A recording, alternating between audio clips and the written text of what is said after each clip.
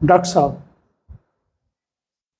देश में जितने भी सीनियर सिटीजन्स हैं उनके रहन सहन और खान पान का ऐसा बताओ जिसके उसको कोई दवाई ना लेनी पड़े। बड़ा अच्छा सवाल पूछा बाबूजी आपने, है ना। आप एक देश के बड़े कीमती सीनियर सिटीजन हो, हर सीनियर सिटीजन कीमती है। आज देश में 15 करोड़ से ज़्यादा सीनियर सिटीजन्स हैं।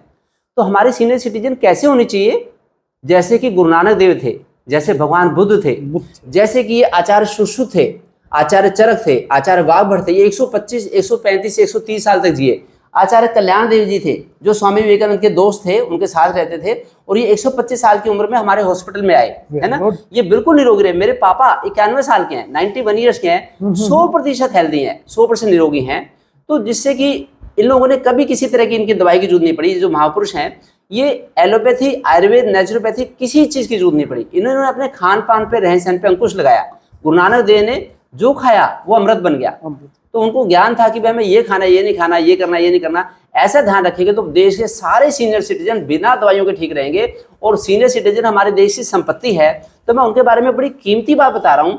आप ये ध्यान रखो और सबको बताओ, पूरे देश को बताओ। जो ऐसा खान पान रखेगा, रहन सहन रखेगा, जैसे मेरे पापा 91 साल के हो गए, तो वो सुबह 2:30-3 बजे उठते हैं, 2:30 और 3 के बीच में उठ जाते हैं। फिर वो नहाते हैं, फिर योग करते हैं, लगभग 2.5 घंटे योग करते हैं।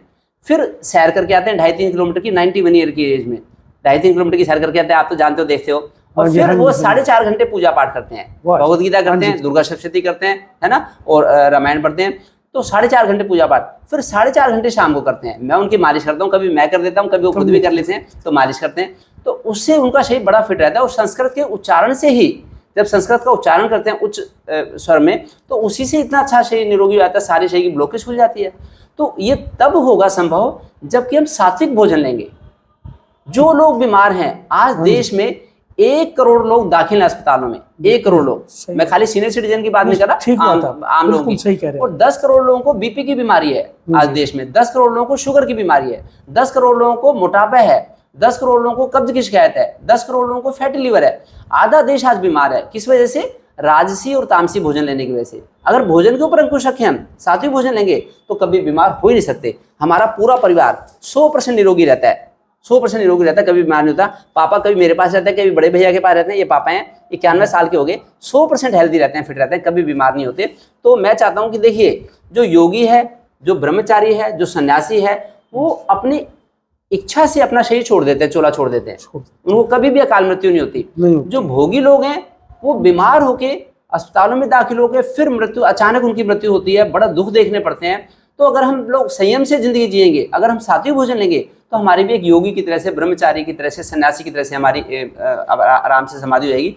जो कोई जंगली जानवर होता है, वो जानवर जब उसे पता है कि मेरा मृत्यु का समय आ गया, बुढ़ापा आ गया, मृत्यु का समय आ गया, तो वो खाना पीना कम कर देता है, साइड पे जाके बैठ जाता है, जुगाली करता रहेगा। चाहे बैल हो, चाहे शेर हो, चाहे सांप हो, ये सारे अपना समय चोला छोड़ने से पहले अपने बिल्कुल औकात को समझ लेंगे और वो कर लेंगे। उससे पहले पूरा अच्छी तरह से रहते हैं। तो हम खान पान ऐसा रखें। और 50 साल की उम्र के बाद, आजकल तो 50 साल की उम्र के बाद ही बुढ़ापा आ जाता है, तो ऐसा खान पान रखें जो आयुर्वेद में रिकमेंडेशन है ना, भारत की संस्कृति में रिकमेंडेशन है। ये तो 50 साल की उम्र के बाद में इमली, अमचूर, ये खट्टी चीजों से दूरी बनानी पड़ेगी, कच्ची आमी, इनसे दूरी बनानी पड़ेगी। नींबू संतरा ज्यादा ना लें। मेडिकल साइंस कहती है भी सिट्रस फ्रूट खाओ, सिट्रस फ्रूट खाओ, लेकिन इनसे वायु बढ़ जाएगी, वात बढ़ जाएगी। तो वात को कम करने के लिए फिर खट्टे अंगूर, खट्टे आड़ू, जो खट्टे कच्चे फल है ना, कच्चे फल, ये बड़ी उम्र में ऐसे बैठेंगे, इससे गोडे नहीं काम करेंगे। अगर खट्टी चीज खा ली तो गोडे काम करना बंद कर देंगे। इसी तरह से दही से दूरी बनानी पड़ेगी। जो कोई दौड़ लगाता है वो तो दही को पचा लेगा, जो सैर करता है, सैर करने से दही नहीं पचेगी। फिर ज्यादा शरबत, जैसे गर्मियां है तो गर्मियों में लोग कहते हैं शरबत दे दो, है ना, तो ये, लेकिन ज्यादा शरबत तो जोड़ों को बैठा देंगे। फिर फ्रिज का पानी नहीं लेना, इससे बचाना पड़ेगा। फिर एसी का रेगुलर यूज से बचना पड़ेगा। जितना एसी से बचेंगे उतना अच्छा रहेगा। अगर एसी का यूज करना पड़े तो दरवाजे खिड़की खोल के 30 नंबर पे चलाना है, 30 नंबर से कम एसी, बस गर्मी से बच जाए, लेकिन ठंडक नहीं होनी चाहिए। ठंडक तो 50 साल की उम्र के बाद लेके बैठेगी। ना ठंडा वातावरण, ना ठंडा भोजन, ठंडी तासीर का भोजन नहीं लेना। जो हमारे शरीर का तापमान है, ऐसे वातावरण में रहना है ना। तो मतलब एग्जॉस्ट चलता रहे, लेकिन एसी से बचना पड़ेगा, ये ध्यान है। अब मैं आगे बताता हूँ कि एक खाने में ये ध्यान रखना पड़ेगा कि कोई भारी चीज ना खाए। मेडिकल साइंस तो कहती है कि भारी चीजों में बड़ी अच्छी प्रोटीन होती है। प्रोटीन तो घोड़े को बचेगी, जो दौड़ लगाता है, रनिंग करता है 10-10 किलोमीटर की, उसको बचेगी। जो 1 घंटा जिम में जाता है उसको बचेगी। जो 50 साल से बड़े लोग हैं, अगर बड़ी मेहनत करते हैं बाहर जाके, फिर तो इनको बचेगी भारी प्रोटीन। नहीं तो सफेद छोले, चने, सोयाबीन, उड़द, राजमा, मटर, पनीर, मसूर, मूंगफली, है ना, चाहे मूंगफली सिंपल हो चाहे मूंगफली गज्जक रेवड़ी हो, ये बड़ी उम्र में नहीं पचेंगी, बड़ी उम्र में पच ही नहीं सकती है। पचेगी वो जो 70 साल की उम्र में भी दौड़ लगाते हैं, प्रोफेशनल रनर हैं, या 70 साल की उम्र में भी जिम में जाते हैं, उनको तो पच जाएगी। आम व्यक्ति को नहीं पच सकती, वो तो फिर बीमार होएगा आज नहीं तो कल। तो हाई प्रोटीन से दूरी बनानी पड़ेगी। उसके अलावा क्या नहीं खाना, उसके अलावा जो वायुवर्धक भोजन आयुर्वेद ने बताया है, जैसे आलू है, ज्यादा आलू नहीं खाने, कटहल नहीं खाना बड़ी उम्र में, फूल गोभी, वैसे सभी तरह की गोभियां बाई का घर होती हैं, इनसे गोभियों से बचना चाहिए। जो बड़े एक्टिव रहते हैं वो तो बचा लेंगे। फिर खीरा, ककड़ी, ये इनके वायुवर्धक है, ये नहीं पचेंगे बड़ी उम्र में, है ना। इनको स्टीम करके तो हल्का सा सब्जी के रूप में तो स्टीम करके तो ले सकते हैं, कच्ची में तो वायु बढ़ जाएगी। टमाटर ज्यादा नहीं लेना, ज्यादा पेठा ज्यादा उपयोग नहीं करना, थोड़ा पेठा खाएंगे तो दवाई का काम करेगा, ज्यादा पेठा खाएंगे तो वायु बढ़ा देगा। भैंस का दूध नहीं पचेगा, गाय का दूध तो पच जाएगा बड़ी उम्र में, लेकिन भैंस का दूध नहीं पड़ेगा। फिर बासी, कोई भी बासी चीज, डिब्बा बंद चीज, है ना, कैसे कोल्ड ड्रिंक कहते हैं, सॉफ्ट ड्रिंक, नाम तो सॉफ्ट ड्रिंक है वो सारा जहर। फिर बेकरी का फूड कोई भी, जैसे ब्रेड है, बिस्कुट है, रस है ना, या फिर कोई भी बंद चीज है। और फिर ये तो पचेंगे नहीं, तली भुनी चीज जैसे पिज्जा, बर्गर, है ना, ये पचेंगे नहीं। तो उबला हुआ खाना खाएं। फिर क्या खाएं जिससे कि हम ठीक रहें? 5 चीज खाएं बड़ी उम्र में।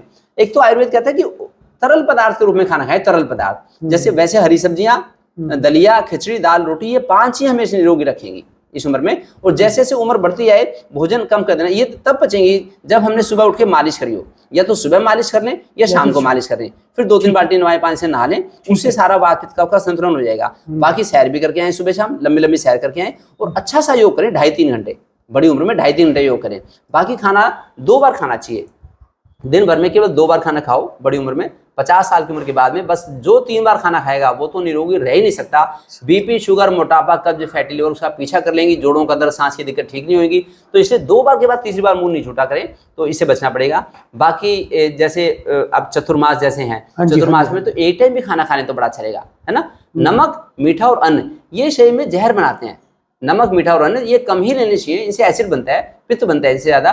तो सुबह फल ले लिए, जैसे दोपहर में खाना खा लिया नमक मीठा अन्न वाला खाना, शाम को बिना नमक का, बिना मीठे का खिचड़ी दलिया खा लिया, उससे शरीर निरोगी रहेगा। ये जो बात ध्यान रख लेगा बड़ा अच्छा रहेगा। बाकी जो काम करने हैं 5 ये हैं कि शाम का खाना सूरज छिपने से पहले ले लो, जो खिचड़ी दलिया लेना है। उसके बाद 3-4 किलोमीटर की सैर करके आए। जो भी 50 साल से बड़ा उसको तो कंपलसरी है कि 3-4 किलोमीटर की सैर करके, खाली दिन भर के स्टेप काम करने से काम नहीं चलेगा। मैं 8,000 स्टेप चल लेता हूँ, मैं 10,000, वो तो मजबूरी में चल रहे हैं, कोई ना कोई दिमाग में कैलकुलेशन चल रही है। शरीर को उसका फायदा मिलेगा जब हम जैसे गौशाला में गए, मंदिर में गए, या बगीचे में गए, है ना, पार्क में गए, तो इसमें जाएंगे तो हम शांत मन से जा रहे हैं। और अगर दिन भर में हम बिजी हैं, काम कर रहे हैं और स्टेप गिन रहे हैं, तो उस समय तो हमारा दिमाग कैलकुलेशन कर रहा होता है, तो वो तो स्ट्रेस में होता है दिमाग, वो उसका शरीर को कोई फायदा नहीं, ऑक्सीजन नहीं पहुंचती उससे ज्यादा। और जब सुबह शाम हम खाली ध्यान करके जाएंगे कि भाई हाँ मंदिर जा रहे हैं, उसमें शांत मन से जाएंगे, उसमें हमारे को उसका फायदा मिलेगा। तो सुबह शाम 4-4 किलोमीटर की सैर करनी है, 40-40 मिनट लेंगे, और सुबह लगभग 2.5-3 घंटे योग करें। सुबह उठना पड़ेगा 3 बजे। जो 50 साल से बड़ा है,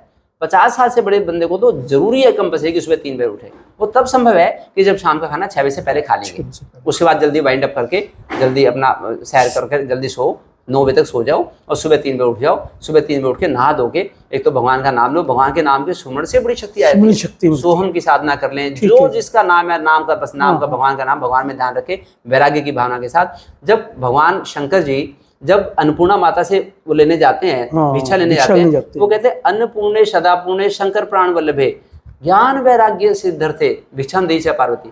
मतलब मेरे को ज्ञान और वैराग्य की सिद्धि के लिए मुझे बस भोजन चाहिए। भिक्षा का मतलब भोजन। तो भोजन केवल किस लिए चाहिए? ज्ञान और वैराग्य के लिए, भोगी बनने के लिए नहीं। ये भी खाऊं, ये बड़ा टेस्टी है, ये खाऊं, ये खाऊं, ऐसा नहीं। बस हमारा सांस चलती रहे, इसके लिए भोजन चाहिए, है ना।